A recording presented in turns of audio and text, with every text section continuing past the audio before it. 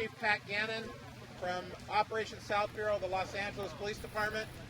This morning when we were trying to decide where this press conference would be held, we knew it was going to rain. We just didn't know it was going to rain this hard. We apologize for the inconvenience for everybody.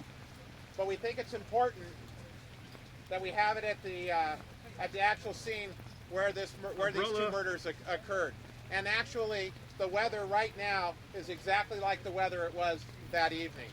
The purpose of today's press conference is to ask for the public's help in finding the individual or individuals who are responsible for the tragic death of Miss Ying Wu and Mr. Ming Qu, who were murdered at this very spot in the very early morning hours of this past Wednesday. To help in this effort, we are also here to announce a reward sponsored by the University of Southern California that we hope will help find the people responsible for this despicable act. Captain Lauer, who I just announced, and her experienced homicide detectives are leading this investigation.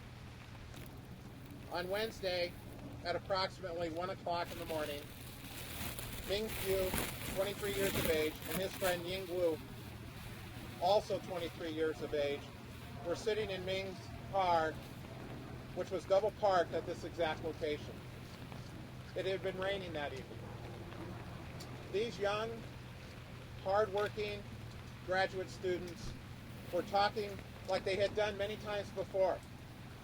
We have been told by friends and associates that Ming and Yang were serious about their studies and often studied late into the night and used these late-night meetings as an opportunity to talk outside the house where she rented a modest room. It appears at this point that a suspect, who was unknown to us at this time, approached Ming's vehicle and at some point pulled out a handgun and fired approximately 2 or 3 shots into the driver's side window. Both Ming and Ying were struck by the gunfire. It appears by the evidence at the scene and the witness statements that Ming was able to get out of the car, staggered to a nearby house, and collapsed on the front porch. A possible suspect in this case was last seen running southbound on Raymond Avenue. At about the same time, a black sedan was also seen leaving the area. The only description that we have at this point in the investigation is that the suspect was wearing dark clothing. We do not know for certain the suspect's gender or race. LAPD and fire department units responded to the scene within minutes and transported the victims to California Medical Center, where they succumbed to their injuries and were pronounced dead. The investigation into these murders have been virtually non-stop since Wednesday morning. Evidence at the scene has been recovered and is being analyzed. The area has been canvassed repeatedly, and witnesses have been interviewed and re-interviewed in hopes of finding bits and pieces of information that will help us. In the end, a successful resolution in this case will only happen with the help of the public. I am pleading for their help in this case. If you, who are hearing this today, were in this area in the early morning hours on Wednesday and saw anything, please give us a call. If you hear a rumor about this case, please give us a call. If you heard someone brag about this incident, please give us a call. As you can see, this is a great community.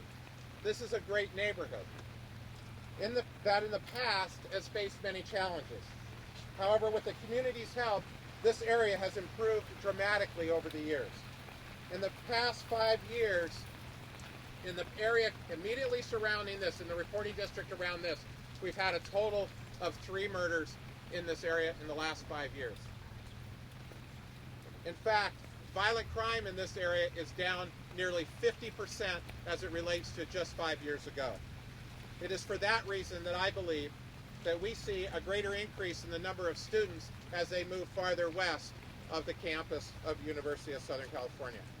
Please help the families that will be coming from China to recover their loved ones, for me to be able to tell them soon that we have resolved this case. As a parent of a college student, as a parent of a graduate college student who does not live at home, I can relate to these parents. I can't imagine being thousands and thousands of miles away and having something tragic like this happen and not be there to be able to hold my child. It's the worst news that a parent could ever have. And I ask you, please, for your help.